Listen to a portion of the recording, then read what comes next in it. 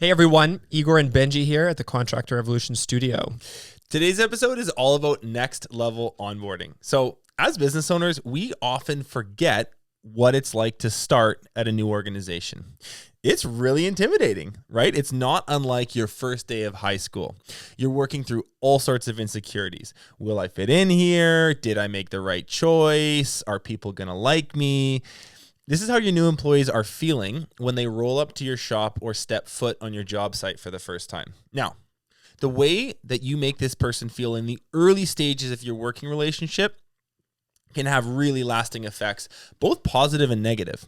So you do a great job of this, right? And you will have a bought-in employee that is excited to bring their best to an already vibrant culture. But the reverse is also totally true.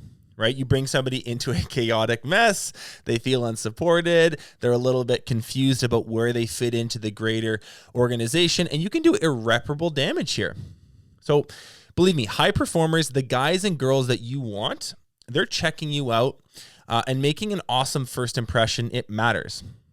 Today on the show, we have Curt Janzen, co-founder and CEO of Beyond Foam, a Calgary-based spray foam contractor.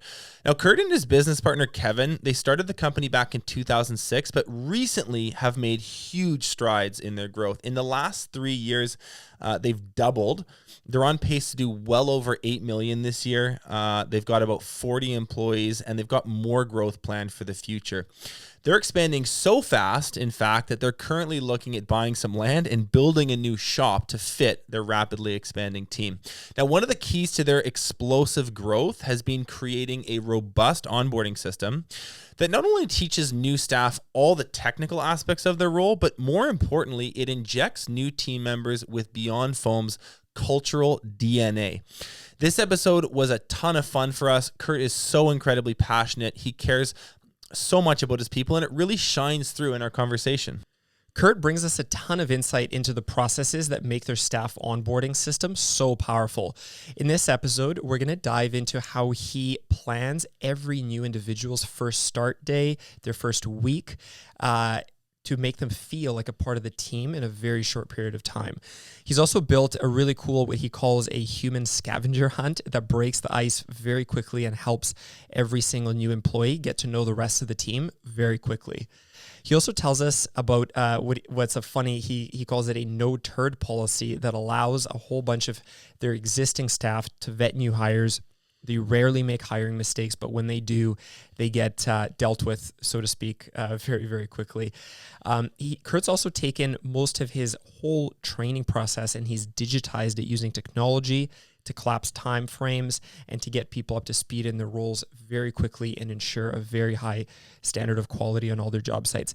Best of all, what I love about this conversation with Curt is he boils it down, all of this stuff, to very simple concepts that I truly believe any contractor can take and implement into their own business. So let's sit down for a very insightful and fun conversation with Curt Janzen. You're watching Contractor Evolution, where we unpack the systems, tactics, and skills you need to take your fast-growing contracting business to the next level. You're here to learn what it takes to scale up, work less, and increase profitability. You've come to the right place. Stay tuned to learn what separates the new breed of contractor from the old school, and welcome to your ultimate guide on the business of contracting. Curt, welcome to the show. We're really excited to do this with you. Thanks, man. Appreciate being here. So, I wanted to start this conversation off with something that you'd brought up when we were talking about this. Curt, you said you began this whole process by putting yourself in the shoes of a new employee. And I thought that would be a good place to begin the conversation. What did you mean by that? So when we started trying to narrow this down to how do we onboard people the right way, we wanted them to learn a certain amount of things and we wanted them to feel a certain way as they went through that whole entire process. You wanted them to learn stuff and you wanted them to feel stuff. Exactly. What? Like it's not just drop a manual in front of their lap and tell them to read for 4 hours. It was meant to do something that would connect them to our company, connect them to our DNA, get them to understand what we were about, why we did the things we did. Because when they start seeing that big picture, when they start feeling that big picture, all of a sudden their job can start when their wheels are spinning 100 miles an hour already. And so it wasn't just a knowledge base, and because we could have done that very easily, is just fed them with data, but they're not going to feel what we want them to feel here, because there is a connection. There's something that we try and do differently than other construction companies. Right. And this is something that we talk about a lot. Like first impressions matter a great deal. And so 100%. What impression are you trying to make on your new people when they start with you? How do you want them to feel after a few weeks? Yeah, well, I think it comes back to, we have a core value. Like we have our core values that we live by here, and whether that's the being relational or quality driven or pursue excellence, all those things that we try and really do on a day-to-day basis. Like that's important for them to see that and to get that overall picture of what we're doing, why we're doing it, and for us, those core values. I started asking myself, does this take like one day for them to learn it? Does it take 3 days? Does it take 6 months? Does it take a year? How long will it take to get somebody to feel the way we want them to feel? Because we feel like culture is a person. It's when you walk into a room, you walk into Beyond Foam, you feel a certain way, right? And so if we set that up well at the beginning, what does their journey look like in our company? And so I'm a guy of momentum. I need momentum. If I hit a baseball and I round second, I'm going to third. Like I'm not stopping. There's too much train moving forward. And so I kind of put that philosophy into this too, is when we start a person off at Beyond, if we started creating momentum right from the get-go, how fast can they get to third for us? How fast can they represent us well? How well can they produce for us? How will it change their mindset when bad things happen or obstacles come in their way? And all these things kind of came into that momentum of, if they learn and feel the right things from the get-go, what is it going to do to impact the rest of their journey with us? Mm-hmm. And those first few days, those first few weeks, that sort of echoes throughout their entire time with the company, either positively or negatively. And I think that that's something business owners can forget sometimes or lose touch of. Like the experience that somebody has in the first few hours is something they're going to be thinking about weeks later. And the experience they have in the first month, that's something that's going to, they're going to carry through years down the road with you 100%. at Beyond Foam. So I think it'd be really good to start sort of with maybe just explaining for the audience, like there's two sides to onboarding, right? There's right tracking and there's fast tracking. Igor, can you kind of unpack this framework thoroughly for us? Yeah, for sure. And just before as we get into that, one point I want to make to what we were just talking about is when you're hiring really high performers, and there's of course high performing companies, they do a lot to hire and bring on strong people. There's really no point of putting them into a week onboarding process, because that's the level that you set, right? So yeah, absolutely, it sets the stage, but I'd say even more so, you're almost telling them, here's the level of execution that we expect for everything you do, whether you're a salesperson or you're on the tools or you're an operations manager. This is the level of standard of work. And if you come in as the leader, really well prepared, all the stuff's dialed for them. I'm excited to get into all these details with you, Curt, but when you get into it at that level with them, and that's the first impression, that makes an impact on them. I've seen this. I've onboarded hundreds of people directly. That sets the bar of how we execute as a company, all of us, right? And if that bar is weak, that mentally becomes their bar that they're looking at, right? And if it's high, that's what's going to set the precedent for the years and years to come in their career with you. So, I couldn't agree more. This stuff's super important. And yeah, there's really two sides to it, right? Like what you're doing on one hand is you're looking to get them dialed into your culture, right? Into the DNA of who you are as a company, the values you stand for, your purpose, your vision, and to integrate like culturally with people. That stuff is so important, right? Yep. So that's one side of it. And that, I guess, we're calling here right tracking. And separately from that, we have this fast tracking concept, which is really around like, how do we get them as competent as possible in their role as fast as possible, right? And there's so much that I'm super excited to get in here with Curt, because he does really amazing things on both sides of this, but some of his like systems and processes around this fast tracking, getting them skilled up in the competencies is super cool. But I really do think we should start with this right tracking concept, this cultural concept. How do you have someone feel like a part of the team as quickly as possible? Because I do think that is the foundation to everything. It's like when you walk into a party, right? There's everyone always, when you don't know people, there's always a bit of that nervousness, right? And that's how even the highest performers feel when they come into the organization. So I think that this is the first point I'd really love for us to dive into, which is, what are some of these really amazing things that Curt does at Beyond Foam to get people to feel like a part of the team. So why don't we start there, and then we'll get into some of that technical stuff after. Sounds great. Perfect. Yeah. Cool. Before we jump in, before you ask me a question, I'd like to say that you were going to talk a lot about Curt and Beyond Foam. Kevin is equally a part of Beyond Foam and is a huge part of our culture and what we do. He's my business partner in this, and so I know we're going to be talking a lot about me and things that I'm doing. So I want you and everyone that's listening to kind of understand that there's someone that's beside me that is doing legitimately a majority of the work along this. So I don't want this to be the Curt show. This is definitely the Kevin show that Curt gets to be the face of in a lot of these situations like this podcast today. Awesome. Well, I know we're going to get into so much good stuff in the next little bit here. So perhaps for another episode, we'll certainly have one too. So that's good. Go. But so Curt, what I'd love to know here is like, so if I'm a new member of your team, so I go through the interview process and I get hired, paint the picture for me a little bit about like what does that, even before the first day, coming to my first day, what does that world look like at Beyond Foam? Yeah, that's a great question, because it all starts, it actually, and I think we're going to dive into this a little bit later on, but it all starts with how we build our ideal candidate, right? Mm-hmm. How do we find the right person to onboard to get to there, right? And so now we fast forward, we have the right person, and they come into the office, they sign their employment agreement, they understand their deliverables, their accountabilities, they know kind of what we are going to be, the metrics we're going to be judging them on. So they know this 2 weeks, a month, whatever, before their actual start date. And so at that point, what we do as a company is we try to figure out a list of everything that they would need to get going that next day, or the day that they start. And so it's a simple checklist for us. Do they need a phone? What apps do they need on it? Do they need a computer? What programs do they need on it? Do they need a certain set of prep reg, mask sizing, what kind of cards they have, like safety cards, all that kind of other stuff. And we accumulate all this information from them at that employment agreement signing meeting. And so now they've signed this agreement.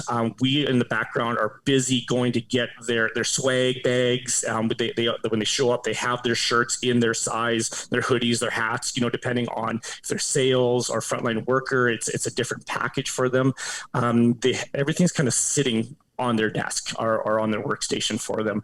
So now let's fast forward again to let's say they're starting on a Monday. On Thursday or Friday, they get an email from me sent by our ops lady, Tammy, basically saying, hey, welcome to the team. I'm welcoming them to joining us. I'm glad they're coming. And I tell them, this is what you can expect. Our crews show up at 7. They're out of the shop by 7:30. We want you there at 7:30. You're going to go and see X, the person that hired you. They're going to introduce you to Tia, bring a lunch, bring some snacks, bring some water. We have lots of water and coffee here. Get ready to go, because it's going to be a busy day of getting you onboarded. And that's kind of how we try and start it. Because the last thing we want is, someone wants to come in and they're a balloon that's pumped up. They want to show off kind of their skills, what they can do. And if they show up and we start deflating the air and we start, losing the momentum that they want to create in the company, then we are doing them a disservice and we're doing ourselves a disservice. So we want to make sure that, whatever they're coming with that energy, whatever it is, that we match it or beat it so that we're setting that bar for them. What I think is so cool of what you just said, it's such a simple thing that anybody could do relatively inexpensively, is they arrive and they get a present on their first day. You're like, here's all your stuff. Here's your computer. Here's your equipment. Here's a nice hat. Here's a shirt that fits. Like what a nice touch, what a soft landing to make for someone who's probably totally nervous. Like it's their first day of grade 8. It's like, am I going to fit in here? There's some insecurities, and you just kind of open the relationship up with like, here's some really great stuff for you to use. We're excited to have you. Totally. And one thing I'll add to that, to this earlier point of like setting the bar of how the company executes, think of the impression that's made for them of, on one hand, in most companies actually, and I'd love to hear, Benji, your kind of some of your background on this, but in some companies you come in and nothing's prepared, right? They're like, there's no schedule, there's no agenda. It's like, what do you want to talk about? And versus on the other hand, you walk in and you're like, here's your phone, all your apps are loaded. Here's your computer, all the applications you need. Here's your calendar, everything's preloaded for you this entire week, where you are and when. Here's your swag pack, everything's in your size, right? The first impression is like, wow, this company executes at a high level, and I better do too. Yeah. Right. Yep. And how do you feel like when you show up at my shop, Benji, and I got a shirt for you that fits you? Like that's a feeling that you're not going to lose right away, right? Yeah. That's building a lot of that relational capital. 100%. Yeah. I love that word. I just want to pause there. Relational capital. Like, can we just dive into that for a sec, Curt? How do you interpret that and think about that? Well, it's all Jocko Willink, right?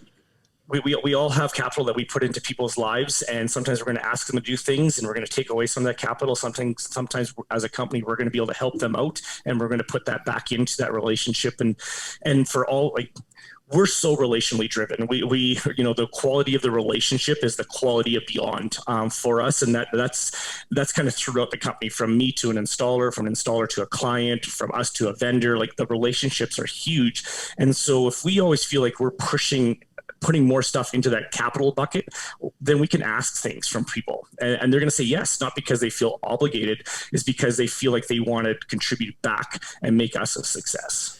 Yeah, 100%. Right. To Curt's point, like, we in the contracting world, it's people driven, right? Mm-hmm. It's human asset. It's people doing great work with amazing customer service, whether it's residential or commercial. But that's what separates great contracting companies from the weak. And how do you do that? You build into your people with relationship capital, right? And this early onboarding stage is such a great first opportunity to do that, to really build into them. So that's awesome. There's a competitive edge available to a business that does this well. I know we'll talk about this later, but like, this stuff isn't that complicated. And if you do it well, you stand out in a way that you may not even realize. Like, a big part of my role with Breakthrough Academy is just meeting contractors and talking about their business systems. And this onboarding thing comes up a lot, right? Like a fairly typical sort of old school approach to this is, hey, you're hired. Welcome to the chaos. Hop in this truck with this dude. Follow them around for a couple weeks. We hope you learn something. If you don't, you're probably going to get canned. And good luck. Like, it's like that you are not. That's not a really high performance practice. But B, you're really shooting yourself in the foot, because this is something that you can very, very easily be better at compared to your competition. The bar is very low, globally speaking. So I just think this is low-hanging fruit for a business owner to invest in. Totally. Well, I think we're going to play the game. How many times are we going to say this is not rocket science today, right? Like, it isn't. It's not. It's just common sense stuff that we just kind of work through in a systematic way. Totally. Awesome. So on that note, guys, I'd love to get into some really practical stuff, because what I'd love the audience to see and hear here is exactly what you said, Curt. Is like, this stuff isn't rocket science, but it's so cool and so powerful, and yet most companies don't do it. So I want to kind of carry on with this. So we talked a bit about like how you set up for this first day of a new team member joining your team. How do you inject that, let's call it like cultural DNA into these new employees? For sure. And I think that I kind of have to explain what we do a little bit step by step to kind of get into that, so that you see the big picture and then the little pieces. So when you show up the first day, so Benji shows up, he's got his he's got his hat and his steel-toed boots, and he shows up at Beyond Foam and walks his way to the office. He knows where that is because that's where he had his interview and all that stuff. How our process works is we've decided to build this human scavenger hunt, and again, that we want them to learn things from different people in our company. And so that was kind of the mindset in creating it, is that they're going to be going around getting the right information from the right people.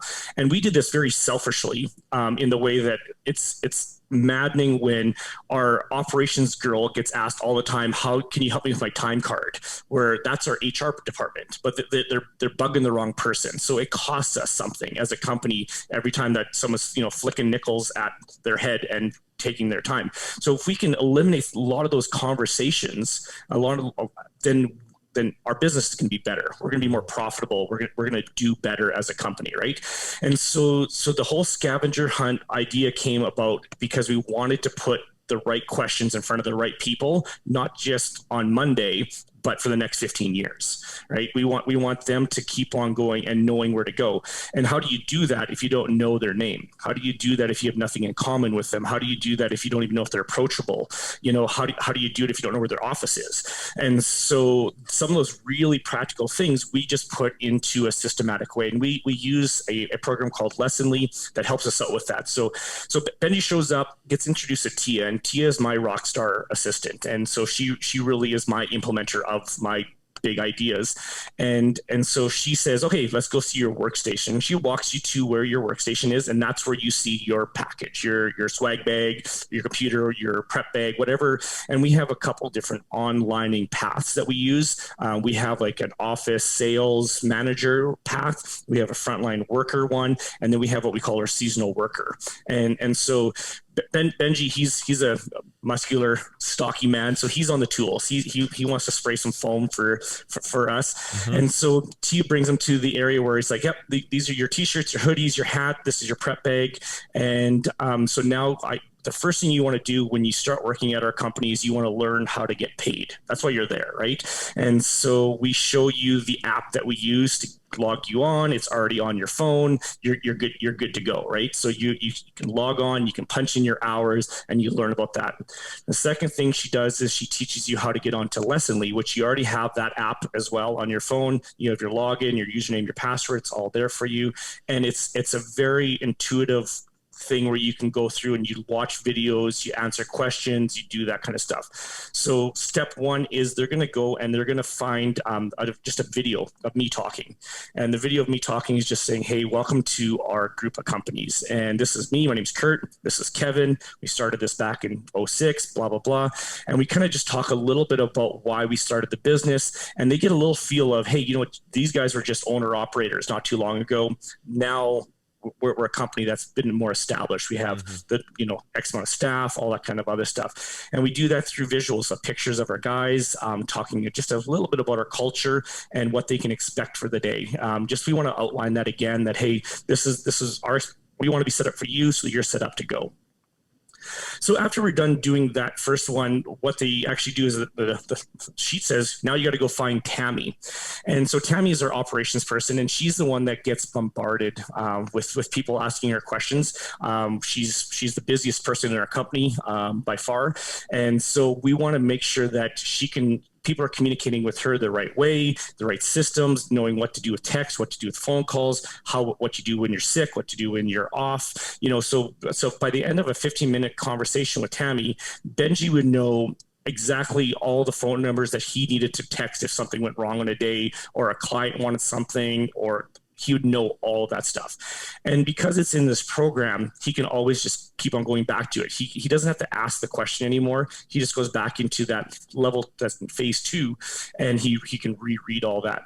How we inject our culture into this, because that's the learning part. The feeling part is we want Benji to know Tammy. Like, we want him to understand Tammy and get along with Tammy. There has to be a relationship there. And so we do something funny in this part where we tell you to Google a short person joke.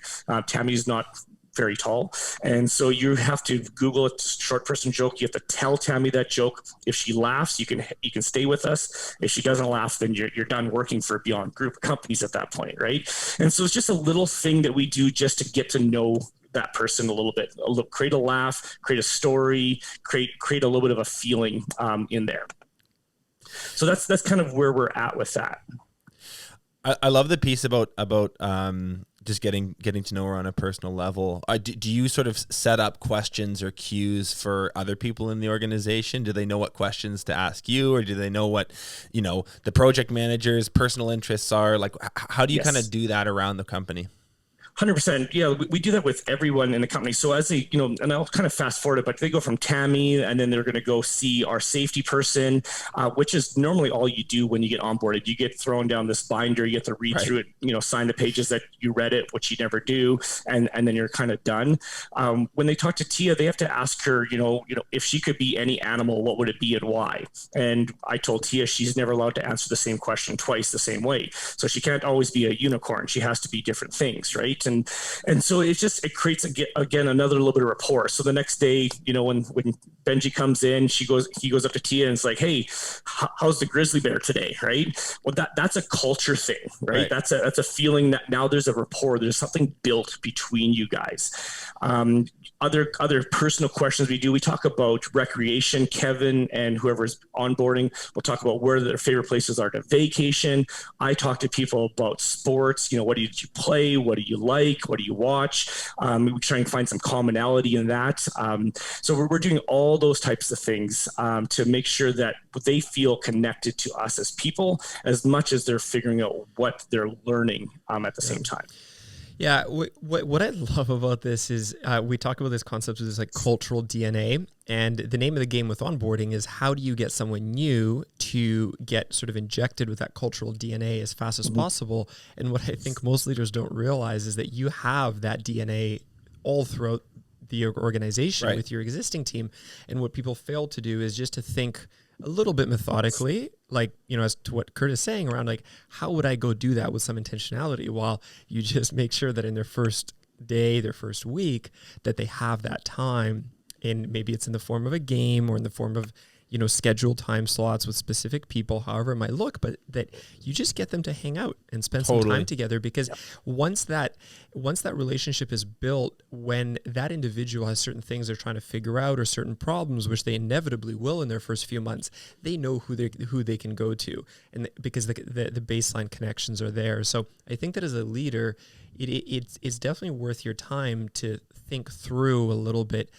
Like I said, whether it's in the form of a game or just schedules or however else you want, to actually bring some intentionality to how you have a new person meet the rest of the team in a very organic, relational type of way. Totally. You want them to fall into rapport as quickly as possible. And it might seem a little bit gimmicky, but me on my first day, knowing that my boss, Curt, is into sports. What's your favorite team, by the way?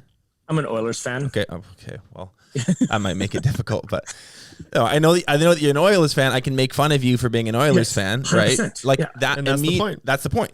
Like, and so that tiny little cue, knowing that, it gives me something to lean into on day 2 when I'm maybe a little bit nervous and I want to break the ice. Like as leaders, we forget how nerve-wracking it is to do this because we've probably owned our own business for a few years, and it's sort of an abstract concept, but these new people they want to fit in, and if you can, for sure, if you can just make that a little bit easier for them in the form of a scavenger hunt, in the form of getting them to ask questions that kind of build that relational side of it, I think that's huge. The other thing that I wanted to highlight that really shone through in this last section here, Curt, is you guys go broad. It's not like on your first day, you're like, hey, so here's your job. You go dig ditches and this is your shovel and go do it.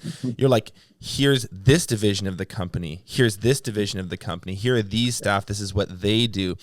Maybe speak to the value in doing that. Why is it so important for somebody new to see the greater context that they fit into? Well, if we want to be a company that, wants to grow leaders and promote advancement, we got to show them what the whole big picture looks like. We got to show them that there's room to grow in our company, that there's room to gain more skills or to pursue different interests. if they don't understand the org structure in all 35 staff that we have approximately today, and see where they're at and how they can move around in there, that's going to limit them. So, and I know when I do my onboarding part of it, when I talk about, culture and org structure and that kind of stuff, I really show people, hey, Chad, who's a general manager, Lee, who's a general manager, Ryan, who's a sales manager, they all started by scraping walls and sweeping floors. Every one of them. They all worked their way up in the company, and we are not we're not going to promote based on how much time you've been here. We're going to promote you based on your ability to produce for our company. And when they can see all the different arms of our company working together for that same common goal, that just gives them that incentive or that vision that they can keep on growing within our company. So good. They can see a future for themselves within Beyond Foam when you do that. Yeah. If I could just highlight one more quick point before we move on, I couldn't agree more with this advancement piece. One additional one that's a bit more immediate, I think that there is a power to understanding how one's individual work, like how my work influences other people. Totally. Today, tomorrow, next month, right? So if I'm a field worker, like a production person, how does my work influence the office people? Yes. What does the world of the sales people look like, and what are the promises that they're setting to the customer that then I'll have to deliver on, right? So every organization is very interconnected between what everyone does, and I think that there's a big power in everyone understanding what the different roles are like. So yeah, we talk a lot about who's your who at Beyond. Who's the person that's getting you to your goals, because you have your deliverables, right? You have your accountabilities that you have to do in the targets. Well, who's helping you get there, by training you or encouraging you or doing proper meetings and setting, targets with you? Who are the people that are actually physically doing the work, that are trying to make times and to make their deliverables, right? And so when they come in here and they realize that, this is not them on an island, onto themselves kind of thing, that they are part of a system, that if everyone just does their job well, then we're going to succeed as a company. Totally. So I think that's a really, there's some very practical steps there that we've just unpacked as far as like getting a new person familiar with your culture. One thing I know you do unbelievably well, Curt, is you actually go out of your way to get to know new people yourself. Like, so just talk a little bit about the steps you follow to, keep track of personal interests and know what their life goals are. Like, what are you doing to keep a record of all that, to bring it up later on in conversation? Walk us through your process there. We just cheat and write everything down. It's really the biggest thing. Total hack. Yeah. It's not rocket science. So like part of our questionnaires, as they're going through the lesson is we grade you on everything. So when we say, what are your interests? If you write nothing in there, you get a 0. If you, Benji, say, hey, you know what, I like skiing and I like going to the keg with my girlfriend. If that's what the things that you like doing, right, which would both be good things, right? Then we write that down. It's in our forms.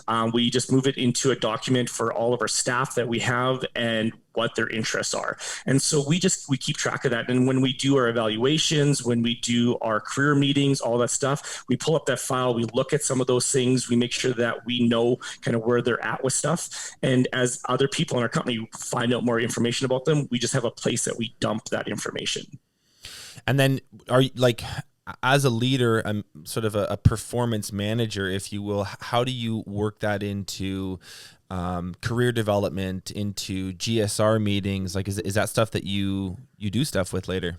Yeah, we definitely use it for stuff, more so on the trust side of the relationships instead of the performance side on the relationship, or maybe I should put it more as a relational capital side is where we use those things. Like we have a TV down in our office that has a pie chart that when you walk in, you can see what percentage of gross profit we are at the month and what our goal is. And it's just in percentages. So every day when you walk in, you see that as part of our performance culture stuff that we do, right? And when the pie's full, we celebrate as a company, whether we go archery tagging or we rented sumo suits and just beat each other up on the lawn in the front yard here, or we've gone to the Train of Terror and done the haunted train thing with everybody. We just do events with people because that's who we are as a culture, right? With COVID happening, some of that stuff has really slowed down for us. And so we still wanted to have that performance culture. So now we cheat and we use their interests and we buy them gift cards. And so now I know Benji likes skiing and he likes the keg. I actually already have in a folder downstairs in the office $100 gift card for Benji for the keg and a $50 gift card for Sport Check or whatever the source for him. And we try and be as personable with that as we possibly can. So as we get to know something, I met with a guy the other day and that works for me, and he's done a little bit of jiu-jitsu, and I'm a jiu-jitsu guy. Well, I went out to like the best jiu-jitsu place in town and I got him a gift card for that place. Like it's rocking. You walk in there and it's amazing. And so I could have gone to Sport Check and got him a gift card, but I went to a place that I know that he's going to be excited when he walks in there. And so when he performs and he does stuff that represents the DNA of our company by, cleaning up a little extra or making a client happy by staying a little extra long to finishing a project and not letting it go to 2 days or whatever it is, that we just reward them immediately for that. And that's all part of the information that they don't even remember that they put that in our onboarding stuff. They don't remember because we're giving them so much information that day. They don't remember they said they like Japanese Village as their favorite restaurant. But when we give them that card, they're like, how'd you guys know that? Well, we cheated. We wrote it down. This is just another huge gold nugget I want to emphasize. Like, do not underestimate the power of personalized gifts and incentives. If somebody was like, hey, if you win this sales competition, there's $100. I'm like, I don't care. Right. Yeah. But if you said, hey, we're going to get you this $100 thing that you're probably not going to buy for yourself, but it's totally connected to your own like personal interests, then I really care. So that's a really good piece there. Curt, you've got before I move on, you've got a really great policy within Beyond Foam that I want you to talk a little bit about. Yeah, I know what you're talking about. You're talking about the no-turds policy here at Beyond Foam. So, yeah, if we get a turd as part of the group, we just flush it as quick as possible.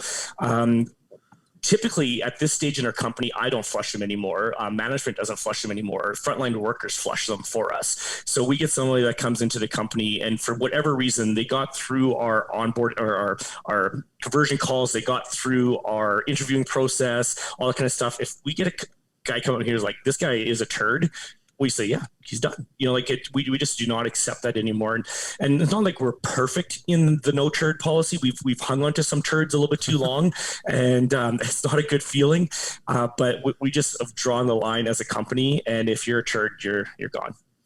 And that's another really cool benefit of having this like organization-wide onboarding thing is this new person gets to touch and build relationships, hopefully build relationships with so many others. But to the point, right, if there is an issue there with the personality or the cultural fit or the performance ability, things like that, a whole bunch of people in your organization are gonna find out and tell you pretty quick. It self-regulates. Exactly. It self-regulates. We want people to feel dissonance if they don't fit our DNA. We want them to feel super, super uncomfortable. That's our goal. And if they fit our DNA, they're going to love it. They're going to thrive. They're going to joke around. They're going to work hard. We're going to have a lot of fun doing what we do. I love it. I love a good no turds policy. Curt, tell me this, like you've implemented this, you've got some really phenomenal steps that we've just gone through.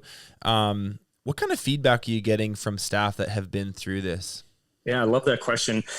We now at this point, we've actually put every staff member, whether they've been with us for 2 months or 10 years, through our onboarding program, because it's a living document. We want people to keep on, we want feedback on it first off, and then we want to grow it. From the people that we've onboarded in the last short while, the biggest things it's an emotional connection. They felt welcomed. They felt engaged. They felt like there was momentum. They felt educated and involved. Like there's lots of words that they're using. I actually went around this morning and I asked 4 people who we onboarded in the last month, tell me something you liked and tell me something you felt, because that's what we do, right? And if they couldn't come up with both of those, I was failing as what we're trying to do. And they all came back to me mostly with how they felt. And a bunch of dudes telling you, hey man, I felt welcome. I felt good. I have one guy that we onboarded a couple of weeks ago talking about the Oilers. He comes in, throws his garbage in my Oilers trash can because he says that's where it belongs, right? So we built enough rapport that he like there's that community, that camaraderie that we have. So how many and I don't see myself as the CEO. Like, that's not how I picture myself. That's my title, it's my role. But people that start working here, for whatever reason, they'll feel intimidated to go see the CEO. Now I got a sales guy that comes and throws his old bananas in my trash can, right? So my office stinks and not his, right? It's just one of those things where when they start to feel like they have that relationship with me, I feel like they're going to put out and produce. And I want to back up because, again, a lot of this stuff is a little bit selfish. Like, I want people to feel dialed in culturally quick. So we're talking about that right. But I don't want it to cost me $2,000 for every person to do it. I don't want it to take months and months and months of time. Again, momentum, trying to get things done quickly, just being, rational with how long is it going to take. And so I really want to try and do this in 6 hours. I want them to leave after 6-hour day, exhausted, their mind just blown with everything that they're doing, and ready to come back to work the next day to actually start their training part of it. Amazing. I love it. So many good points there, like to get it off on the right start, to get people in the right mindset, and to set a really high level of standard of onboarding. So good. Let's transition to another topic here, just because I know Curt does so many amazing things when it comes to what we can call fast tracking, which is this concept of how do you get someone skilled up as quickly as possible. So, Curt, Tell me a bit about that. I know that you guys have made some really amazing standard operating procedures for all the main stuff that a lot of people do. You've have these competency models to have a checklist to be able to evaluate whether it's you or a person kind of grading themselves. You integrate some really cool technology to do it. Tell me a bit about that. After they've gone through their first day or two, how do you work? How do you begin to work in a bit of this technical or skill side of things? Yeah, for sure. That's a great question. It all started about 7 or 8 years ago when we started writing down, on a paper copy, what you would call a logbook. And so again, Benji shows up. He's not a skilled guy. He's just big and strong, and he wants to work.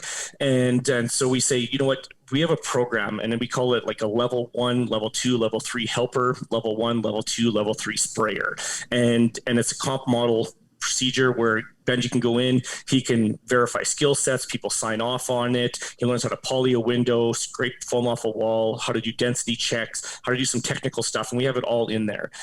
And then as it gets signed off, he can move up. So Benji's not allowed to come ask for a raise until he has proven he's competent in certain things. So it's a roadmap. Do you want to make $18 an hour, Benji, or do you want to make $90,000 a year? So this is how you do it.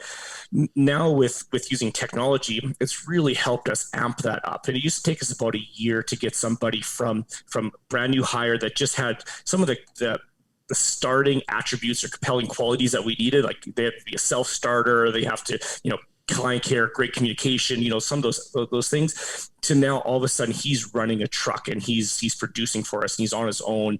And so that used to take us about a year-ish, maybe a little bit longer. And so with the use of technology, we use a program called Lessonly. Again, we just moved all those competency models into a digital form. And so now we're using more videos, pictures, there's testing, there's questions, there's places for them to actually video themselves doing it and then hitting enter, and it uploads so that we can verify the skill set. So it takes a lot of that extra work out of it and just makes it really streamlined for us. Without having all the paperwork done, this would have been an enormous undertaking. Because we've had some of these systems in place for a while now, it's moving over, it's making them better. We call it a live document so that, it's never complete, it's never finished, it's always getting better. And that's what we use is that technology now to help us out. Mm-hmm. So cool. So much good stuff. And so coming back to the story here, so if Benji's kind of a new employee at Beyond Foam, what are some of these main modules that you've pre-built that he's going through in his first week? What kind of stuff is it? So it's obviously very skill orientated. There's a Beyond Foam way to roll up an extension cord, and if you don't do it right, people are going to bark at you. You're like, dude, that's not how we do it here. And so Benji's going to have to learn that. But back in the day, 15 years ago, 12 years ago, it used to be, don't lick that chemical, don't touch that, and hurry. That was our SOPs. But now we've broken it down into ways that keep our trucks running. People learn things step by step in a logical way, how to start up equipment, how to shut down equipment, how to clean things, how to prep things. There's all those things, how to even go to the storage room and get the materials you need for the day. That's all in our SOPs now that as long as you can read, you can do it. Like there's really no stopping you. I put my 13-year-old kid through some of our competency models just to see if he could figure it out, and he does, right? And so we just try and make it as simple as we possibly can. We really live in a fascinating world from that perspective. And I'll jokingly say this, but even if someone doesn't read, you can have them learn so much of this through the power of video, right? And I'm joking, so I'm sure they'll read, but the point I'm getting at is video is such a powerful tool that can be used as well to demonstrate certain concepts. Like I remember, almost like 15 years ago, I trained hundreds and hundreds of people on ladder safety and fall arrest systems, like in my painting company. When I think of the number of times that I've said the same thing, done the same thing, I'm like, man, you don't have to repeat this one more time with like the next crew and the next crew.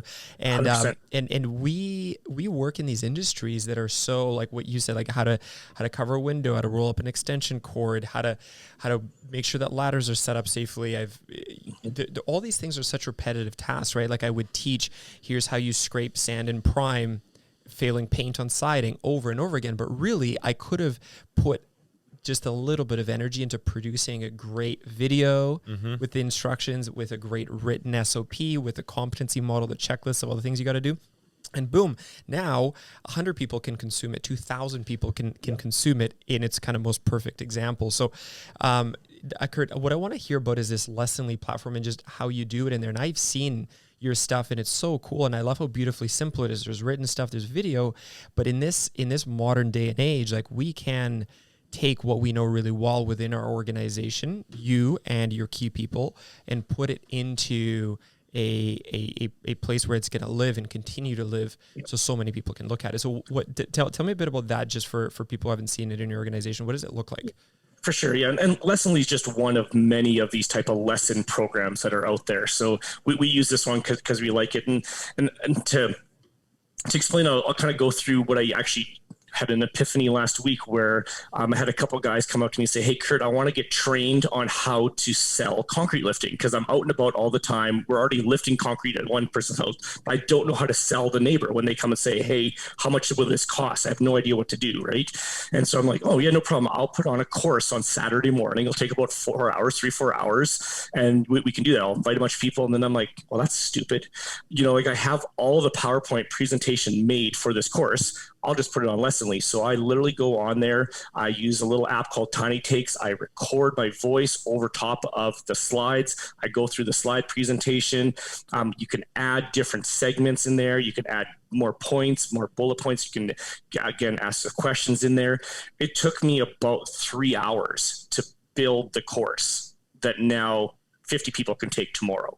And so, if you're going to look for a program like that, you're just looking for something that you can integrate well, that it's easy to upload videos. It's easy to adapt it and change it. It's easy to take parts of it and move it to different paths. And we call them paths. So like some of the sales paths are in all of our sales training, and some of them are just in the concrete lifting one. And we can slide videos back and forth in there and move things around. And so we just found one that's kind of simple to use. And as far as a user, from your phone, from your laptop, from your tablet, it's really easy just to keep on just plugging and playing and just hitting the arrow button. Yeah. What's so cool about this is you've got you have a mindset that sort of lends to creating these lessons and creating standardization. But that's obviously something you've learned yourself, because I hear pushback on this a lot throughout the industry. I have this conversation more often than I should. We're talking about building a training system or creating a standard operating procedure, and someone will say, well, every job is different. Like every customer is different. There's absolutely no point in trying to write some sort of process because it's too dynamic and ever changing. Would you challenge someone who maybe is operating under that belief? Because in my opinion, there's a couple things that are different, but there's a whole hell of a lot that's exactly the same every time. For sure. Well, we spray polyurethane foam insulation. It is one of the more technical things that'll ever come out of a gun, with pressures and temperatures and substrate temperatures and humidity levels and all these factors. We drive around in $250,000 trucks that we're just letting Benji take out after 6 months because he's fully trained, right? And they have to know that it's not if it's going to break, it's when it's going to break. And they have to be, now Benji has to be competent to be able to get that truck up and running, or ask the right questions that he doesn't break things more. So if I can do it in a business where that's just one product that we spray out of probably about 20 different products that we spray out of probably 15 different types of equipment. Mm-hmm. You know what? If I can do it, anyone can do it. And I'm not the intellectual guy. I'm not a big thinker. But like I said before, right when we began, I'm a momentum guy. So if I can see momentum and how this is going to help move us forward, there's lots of good little practical steps that we can use. And really, at this point in our company, we are not the ones necessarily even building the SOPs anymore, making them better. We're not the ones that are creating the content as much anymore. We have people that are doing that for us, like inside the company, because Juan is way better at the paint machines than I'll ever be, right? And Juan used to make his living painting, so he's videoing the SOPs. I brought in a photographer to videotape him, to edit the video down, to do all that kind of stuff. It cost me $100, but now I have 35 people that know exactly how Beyond Foam cleans the paint machine. Right. Those, so even though you might be painting something different, that SOP is done, and it's done the exact same way every time. And so if you think you're a company that's really in the weeds and things are so super different, then you got to pick the commonality things. How do you bring a saw into a building? How do you put a hose into a window without wrecking that hose? All those common things. Shoot layups first before you start shooting 3-pointers, right? Start the easy things first, and then you're going to find that, hey, once you get bugged once, twice, 3 times about the same problem, once you've had spray foam over someone's dryer 3 times, and you're sick of replacing people's dryer lids, then you write an SOP on how do you prep a dryer.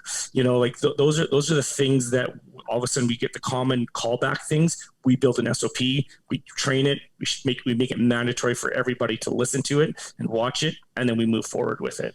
Yeah. And I think if we're really honest with ourselves, Benji, to your point and what you hear a lot of in the industry, like to that question, like what I would challenge people to do is look at like what your average employees, all the things that they do in any given day, write them out.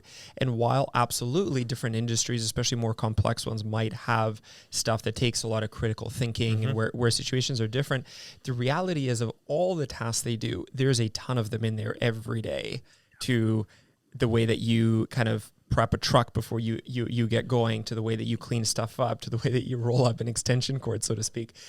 Yep. There are standardized ways to do stuff, to do things, and it's to grab the low-hanging fruit, because that's where you can actually hold expectations. If there was never a standardized way to do something, whether it's the way that you greet the customer or clean up at the end of the day or keep the shop tidy or whatever, you can't actually hold people accountable if you've not done the work to set the expectations, essentially. Totally. So Curt, like on that note, you have had quite the journey over the last, 8 or whatever years. Like, can you compare and contrast, a time in the past when you didn't have these competency models built out, you didn't have the SOPs written, you didn't have Lessonly, versus now? Like, how much more confident and comfortable are you with what's going on around you? You run a big complex organization with many people doing many things every day. There's risk associated. Like, has all of this stuff allowed you to sleep a little easier at night?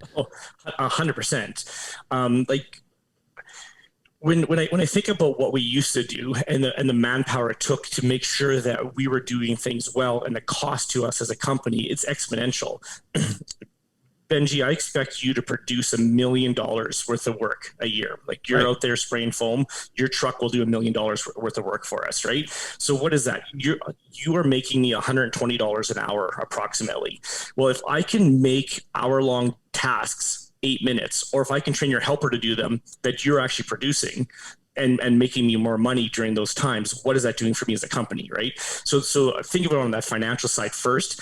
And then as far as the sleeping at night thing, we used to have a full-time person that would drive around and do what we call a PSE, a pre-spray check, and then do a PSI, a post-spray inspection on every job that we sprayed to make sure the job was ready for us and that the quality was where our level wanted it to be.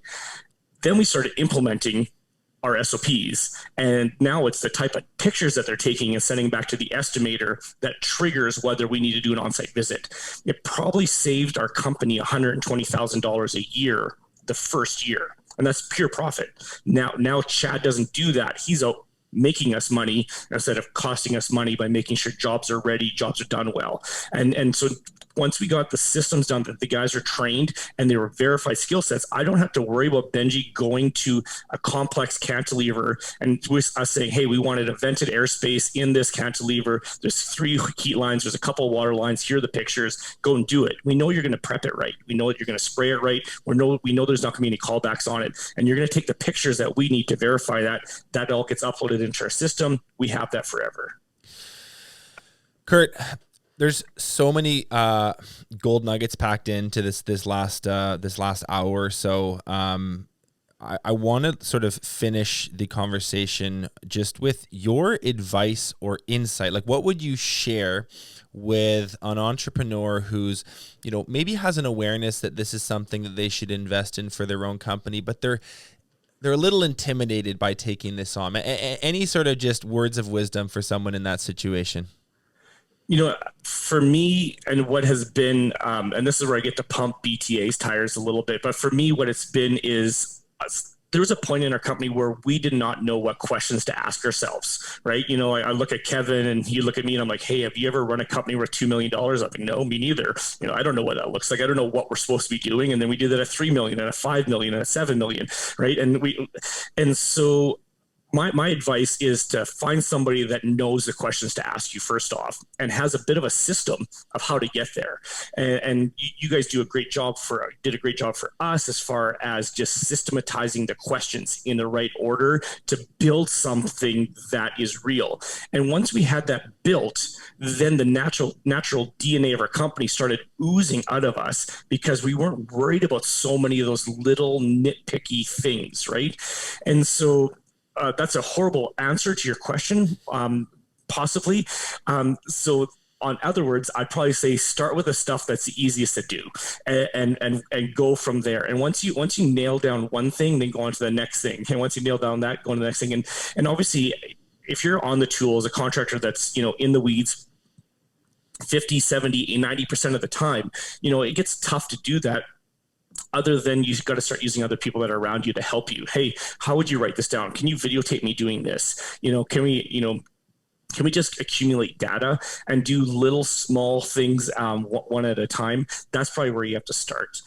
As far as like the implementation, the SOP stuff, for me personally, because of my personality, I'm a big picture guy. I had to start with the DNA of our company of, what makes me tick, what makes me happy, what are the things that I want people to feel and learn when they get here are on our team. And then the tasks started to fall out of that. I'm lucky in the way that I have Kevin, who really can systematize things really, really well. Like he's, I call him socially awkward. It's only half true.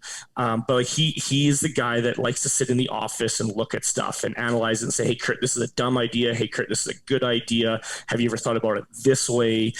He really centers us as a company. And so having someone to bounce ideas off of, talk to about is massive for us.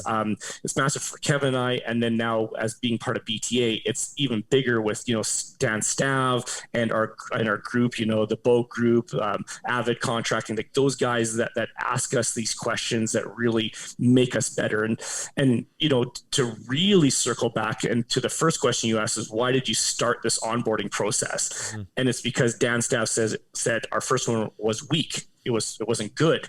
And that got my dander up, and I'm a competitive dude. And so I'm like, let's make this thing great. Let's put the bar to a different level. Right. And so if he would have never challenged me to start something, I wouldn't be sitting here talking to you guys today. It'd be a very different conversation. Oh, that dense staff. I wonder if he did that on purpose. He knows what grinds your gears. Oh, dude. Yeah, he just throws out a quick chirp, and all of a sudden you build a perfect onboarding process. Yeah. It's a characteristic of a good coach. Yeah. Guys, so many good things we talked about. I want to close it off with a point that we've mentioned a number of times. I really want to drill it home because I passionately believe this is true, and we've said it over and over again, and that is, it's not rocket science. Right. Like, yes, I understand there's time constraints. You're working a ton. There's so many things you're managing in the business in addition to everything else you have going on in life. But from an actual like intellectual perspective, like of the skills and the complexity it takes to do this, it's all pretty reasonable stuff, right? What we're saying is like, think about the human experience of a new human joining your organization. And how you want them to feel and how you want them to integrate into your culture and the community that you have, right? You take the time to think through that and you implement some of these great basic things that Curt talked about are so powerful. You think about, how are we going to get this person skilled up at the beginning, right? How can I use the technology that we have available to us to pre-record things so I'm not repeating them over and over again? How do I get to know this person so that I can make them feel valued and understand what they care about?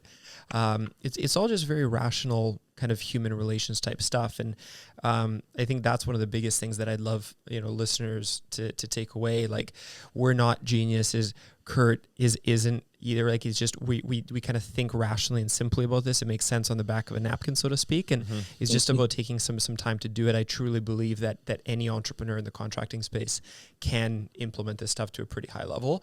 And if you do so, you're going to be miles better than the competition. Light years. And it's going to echo in your people. And therefore, we're in a labor-driven business. It's going to echo in the experience of your whole brand that every customer has. So it's very powerful stuff. Let's leave it at that. Curt, Awesome. It's been wonderful hanging out with you. It's been a ton of fun. Cannot wait to see you in person, which, fingers crossed, is going to be sometime soon. Yeah, I got a big hug waiting for you. Awesome. I can't wait. Awesome. And man, I just want to say one more time, I love what you and Kevin are doing. Really good job on all of this onboarding and training stuff, and the way that you guys run your company. You're definitely a great example in the contracting space of what can be done. So keep up the amazing work, man. Thank you. All right. Take care. See you guys. Hey, if you enjoyed this show, hit that subscribe button. It's what allows us to produce more awesome content for you, totally for free.